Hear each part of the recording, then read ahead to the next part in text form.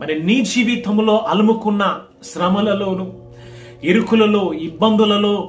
నీవు అధైర్యపడుతున్నావా? అయితే బలమైన దేవుడు నీ పక్షముగా ఉండి నిన్ను బలపరచడానికి ఆయన సిద్ధముగా ఉంటూ ఉన్నాడు. కనుక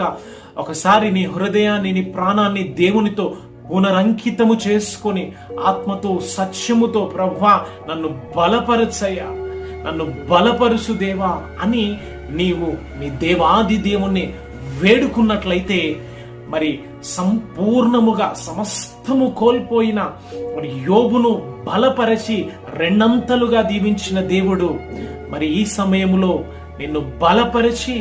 మరి ఉన్నతముగా ఆశీర్వదించాలి అని ప్రభు కోరుతూ ఉంటుండగా, ఆ సర్వశక్తి కలిగిన దేవుడు, ఆ నమ్మదగిన దేవుడు, ఆ బలమైన దేవుడు, మరి బలమైన కార్యములను జరిగించే దేవుడు మనకున్న